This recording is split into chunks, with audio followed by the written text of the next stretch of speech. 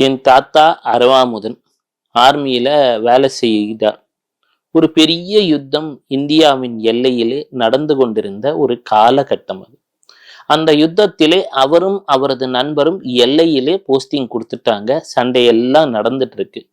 நாம வாழ்க்கையில் நினைப்பதை போல இராணுவத்தில் வேலை செய்வதெல்லாம் அவ்வளவு சுலபம் கிடையாது. இந்த இராணுவ அதிகாரிகள், போலீஸ் அதிகாரிகள் வாழ்க்கையெல்லாம் ஒரு தவம். நமக்காகனே பல்வேறு தியாகங்களை செய்கிறார்கள். இவர் அங்கே எல்லையில் போஸ்டிங் கொடுத்ததுமே இவர் சென்று விடுகிறார்.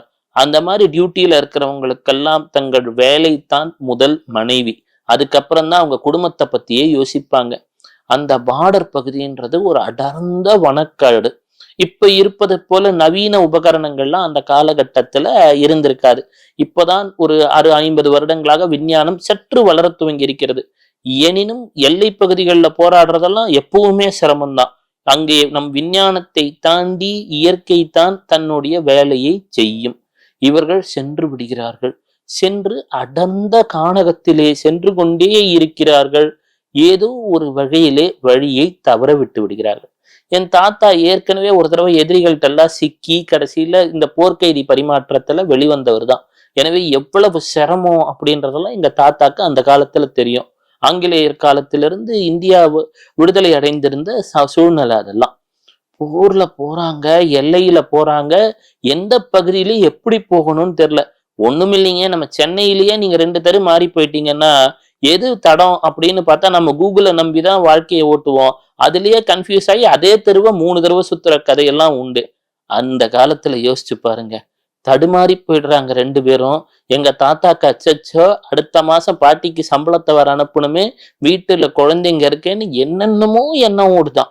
உயிர் பயம் ஒரு பக்கம் இருக்கட்டுங்க, ஊர்ல குடும்பம் ஒண்ணு இருக்குல்ல அப்படின்லாம் பயம் ஓடுதான். ஃப்ரெண்டு, ஐயோ என்னடா பண்றது, எனக்கும் இதே தாண்டா, எப்படியான வழி கண்டுபிடிச்சிடணும்னு.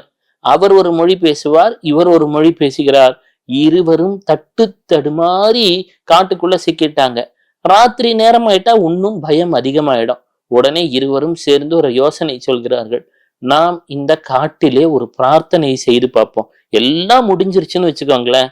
நமக்கு இறுதி துணையும் உறுதியான துணையும் இறைவன் மட்டும்தான்.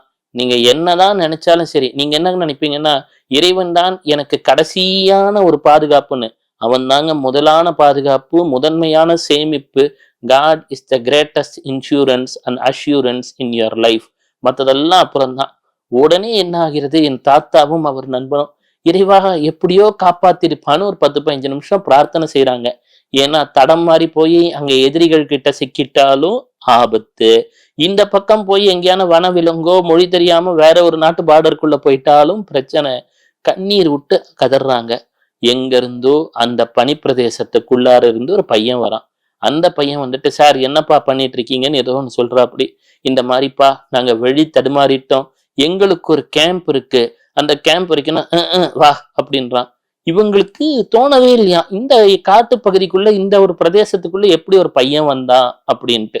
சில சமயம் வாழ்க்கையில நமக்கு நல்லது வரணும்னா எப்படி வரணும், எங்க இருந்து வரணும்னு காரணம் எல்லாம் கிடையாது.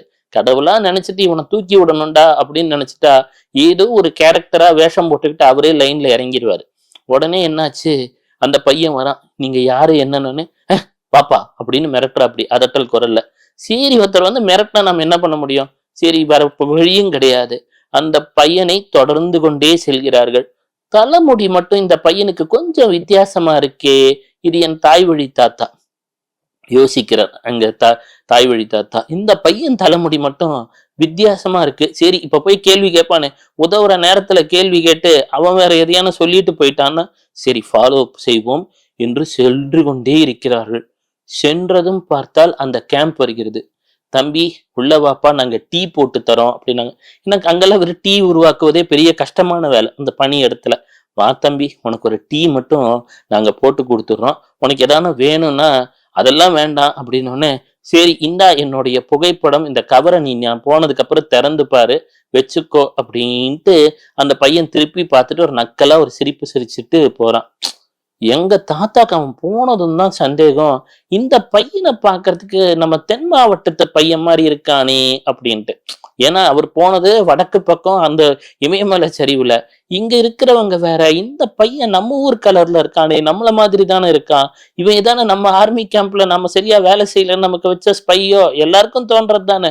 இந்த பகுதிகளில் இந்த பையன் எப்படி இந்த பாஷை பேசினா, ஒரு தட்டு தடுமாறி தப்பு தப்பா தமிழ் பேசினானே. எங்க தாத்தாக்கு 2வது சந்தேகம். சரி, இத மேல இருக்கிற அதிகாரிகிட்ட சொன்னா அவர் திட்டுவார்ல, ஏன் போன வழியில திரும்பி வரலன்னா.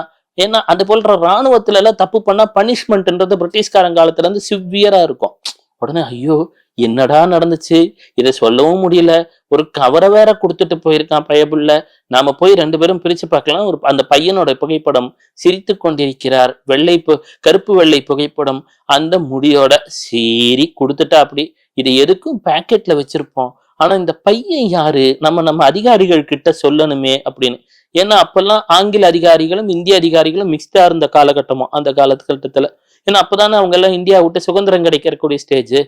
எங்க தாத்தாக்கு பயம், எடுத்துட்டு வராரு. வந்து நேரா அவருடைய அதிகாரிகள்ட்ட சென்னைக்கு வந்து பேசிட்டு எல்லாம் பண்ணும் பொழுது, இங்கே சென்னையிலே ஒரு விழா நடக்குது, புதுசா ஏதோ சாமியார் வந்திருக்காராம்பா அப்படின்னு. எங்க தாத்தாக்கு உடனே வேடிக்கை பார்க்க வேண்டும். எல்லாருக்குமே ஒரு சின்ன பையன் வேலையில இருந்தா, ஒரு அதிகாரியா இருந்தா, அங்கே சென்று பார்த்தால் ஒரு சிறு இளைஞன் வருகிறான். அங்கே டிஸ்டன்ஸ்ல இருந்து எங்க தாத்தாவை பார்த்து நக்கலா சிரிச்சுட்டு, அந்த ஒரு கர்ச்சீஃபை வச்சு முகத்தை தடைச்சிட்டு அப்படி ஒரு லுக்கு விட்டாராம். யாருன்னு பார்த்தா சத்யசாயி பாபா. எங்க தாத்தா அப்படியே பிரமிச்சு போயிட்டாரு. என்னையா, இவர் வரத்துக்கு முன்னாடியே நான் இன்ட்ரெஸ்டிங்கா இன்ட்ரடக்ஷன் கொடுக்குறாரு. எல்லாரும் உங்க வாழ்க்கையில தெரிஞ்சதுக்கு அப்புறம் தான் அற்புதம் பண்ணுவாங்க. ஒரு சாமியாரையே நீங்க நினைச்சு பாருங்களேன், நீங்க ஒரு குருஜியே நினைச்சு பாருங்களேன், கும்பிட்டதுக்கு அப்புறம் உங்க வாழ்க்கையில ஒரு அற்புதம் நடந்துச்சுன்னா அதுல ஒரு லாஜிக் இருக்கு. அவருக்கு 4 நாள் நீங்க பாட்டு பாடினீங்க, சாமி கும்பிட்டீங்க எல்லாம். ஆனா பாபா மட்டும் அற்புதம் பண்ணணும்னு நினைச்சிட்டாருன்னா, நீங்க அவரை நம்பலைனாலும் அற்புதம் பண்ணுவார். நீங்க அவர் யாருன்னு தெரியறதுக்கு முன்னாடியே உங்க வாழ்க்கையில வந்துடுவார். உங்களுக்கு வேண்டிய எல்லா நன்மையும் செஞ்சிடுவார். இப்போ நீங்க கேட்டுட்டு இருக்கீங்கன்னா, உங்க வாழ்க்கையில எப்பயோ பாபா வந்துட்டாருன்னு அர்த்தம். சத்யசாய் பாபா என்னைக்கோ உங்க வாழ்க்கையில புகுந்துட்டாரு, உங்களுக்கு நன்மையை செய்ய துவங்கிட்டார். ஏதோ ஒரு வகையிலே உங்களுடன் அவர் பயணித்துக் கொண்டிருக்கிறார். நீங்க எங்கேயோ தேட தேவையில்லை. அவர் புட்டபர்த்தியில் மட்டும் இல்ல, உங்க உள்ளத்திலும் இருக்கிறார், உங்கள் இல்லத்திலும் இருக்கிறார். உலகம் முழுவதும் இருக்கக்கூடிய ஒரு ஆல்ரவுண்டர். எங்கே அழைத்தாலும் அங்கே அந்த கணமே வந்து உதவி விடுவார். அவர் பெயரை சொல்லாமல் ஏதோ ஒரு வகையிலே வந்து உதவி செய்துவிட்டு ஒரு தூரத்திலிருந்து ஒரு மௌன புன்னகையை செலுத்தி கொண்டு இருப்பார். எனவே நல்ல நேரம் பிறந்துருச்சு உங்களுக்கு. அதனாலதான் இன்று பாபாவின் இந்த அற்புத கதையை கேட்டுக்கொண்டிருக்கிறீர்கள். ஒரு நல்ல விஷயத்த சொன்னா 1 மடங்கு புண்ணியம், அதை கேட்டால் 2 மடங்கு புண்ணியம், அதை மற்றவர்களுக்கும் பகிர்ந்தால் 4 மடங்கு புண்ணியம். அதுவும் சத்யநாராயணனின் நேரடி வடிவமாக இருக்கக்கூடிய சத்யசாயி பாபாவின் கதைகளை கேட்டால் கர்மவினை தீரும் என்பதில் அளவும் ஐயம் வேண்டாம். ஓம் ஸ்ரீ சாய்ராம்.